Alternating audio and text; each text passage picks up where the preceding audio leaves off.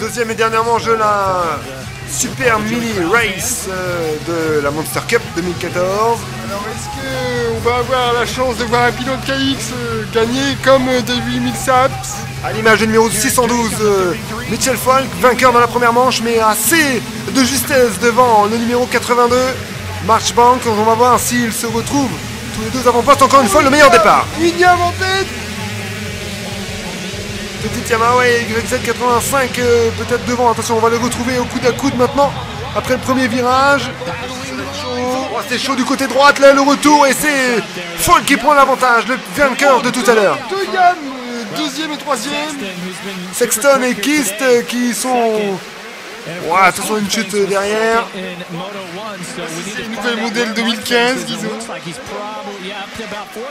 On n'a pas vu.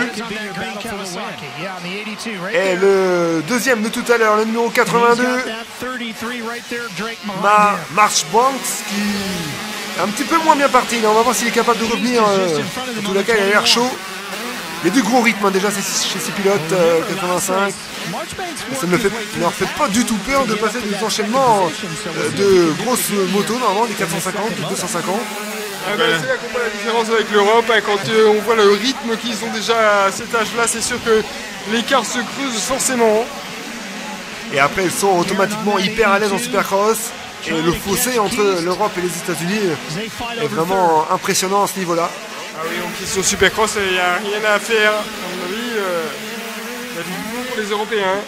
À part quelques pilotes talentueux de naissance, comme Lusquin, Paulin ou Pourcel, ou même Ferrandis, qui est plutôt bien. Pourcel qui a fait des super années en mini-vert avec sa Kawa imbattable. Oui, c'est vrai que c'est l'un des pilotes qui est resté le plus longtemps en mini-vert, en enchaînant ensuite 3 titres en cadet. C'est quand même assez hallucinant.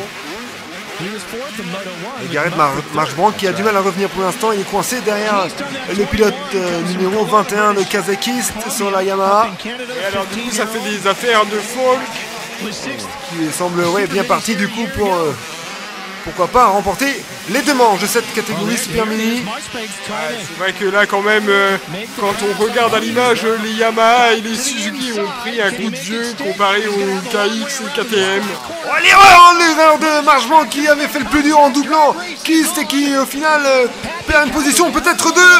Attention, limite, et à la première position aussi ça chauffe. À l'erreur de la Yamaha qui a perdu le contact avec la KTM malheureusement. Dommage, et puis là les erreurs se payent cash, un peu fort pour prendre un enchaînement avec une 85. Sexton qui a terminé tout à l'heure deuxième des qualifications juste derrière Falk, donc c'est a priori le pilote susceptible d'être le plus dangereux pour Falk, et là il vient de le prouver. J'ai l'impression qu'il peut aller chercher. Hein. C'est intéressant là de voir ce pilote Yamaha qui donne tout derrière le pilote KTM. Il est, semble-t-il, un petit peu plus à l'aise dans cette deuxième manche. Tout à l'heure on n'a pas vu sa position, mais là en tout cas il est devant à la chasse sur Falk qui est apparemment le meilleur pilote 85 pour l'instant. Et nous sommes à la mi-manche. On va voir au niveau physique maintenant. C'est vrai que les manches sont intenses. Oh, encore une erreur de Falk. On voit qu'avec les deux temps, les petits moteurs assez pointus, c'est un petit peu encore plus délicat qu'avec les 450 4 temps. Et l'adhérence est un petit peu limite par moment. Ah ça y est, le pilote KX, vous l'avez vu tout à l'heure, elle est revenue. Venu au contact de Kist, mais pour l'instant, ça ne passe pas. Marchbank qui est toujours derrière. On revoit l'erreur tout à l'heure de Marchbank qui fait demi-tour quasiment et qui se fait percuter par Kist sur la 21. Et le pilote KTM derrière qui a bien failli prendre l'avantage lui aussi. Papi. Et moins d'une seconde d'avance toujours pour Falk aux avant-postes. Mais derrière c'est Marchbank qui est un petit peu en difficulté, qui commence à s'énerver.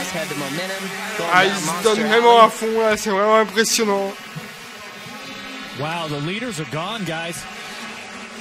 Et un petit point sur la féminine, Anna Hodges qui est à la 12e place sur sa Suzuki. On l'a vu tout à l'heure à la 9e position, là c'est un petit peu plus loin, mais franchement c'est une très belle réussite pour cette selfie au milieu de tous ces garçons. Là, Ils ont trouvé certainement l'Olivia Lancelot américaine.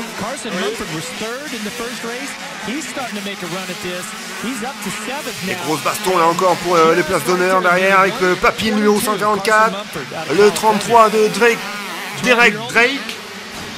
Je suis quand même impressionné par la capacité technique de ces pilotes. Impressionnant. C'est vrai qu'ils semblent tellement à l'aise qu'on se rend même pas compte que ce sont des 85 avec des pilotes entre 12 et 15 ans, on va dire. C'est vraiment impressionnant. Et personne ne lâche l'affaire. Hein. On disait, ils sont quasiment déjà soutenus par des teams quasiment officiels. La plupart des pilotes Kawasaki sont déjà soutenus par Kawasaki Monster, Team Green, qui est le team soutien des pilotes amateurs. KTM aussi a son KTM Red Bull pour les mini. C'est vrai que Kawasaki et KTM sont vraiment développés chez les mini aux US. Et de ce côté-là, c'est vrai qu'ils ont un gros avantage aussi, hein, techniquement parlant au niveau des machines. Ils sont très très bien encadrés. Aux US, la Kawa PC fait toujours rêver, donc je pense que les jeunes y pensent toujours. Ils savent qu'ils ont du matériel extrêmement compétitif. Et devant, Falk tient son avantage, léger avantage, mais ça suffit pour l'instant. Ce Sexton. En 2015, Mick Payton il va mettre les bouchées doubles parce que une année sans plaque numéro 1, ça va lui faire bizarre. Dernier tour pour les pilotes 85 dans cette Monster Energy Cup 2014. Ah, ça va être compliqué pour Sexton, mais pour l'instant, c'est toujours aussi tendu. L'affaire n'est pas complètement faite. N'a pas lâché l'affaire. Oh, super virage debout là.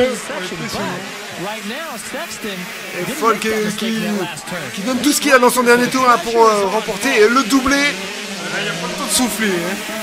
Attention, Sexton qui est quand même vraiment pas très loin. Ça peut revenir vite. Une seule erreur et tout pourrait être remis en jeu. Ça va être compliqué. La partie sablonneuse, très bien gérée par le pilote KTM, mais également par Sexton derrière. Vraiment pas beaucoup de possibilités là. Un petit avantage quand même là. Le leader devrait l'emporter. Ah, l'écart est très faible, mais le dernier triple saut. Dernière courbe, le dernier petit double. Ce petit saut et la victoire de cette Monster Energy Cup 85 pour Mitchell Falk sur la KTM, numéro 612, devant Sexton, et il est heureux. Il y a 1 million de $1 à gagner en 85. Comme il a fait doubler. Belle victoire.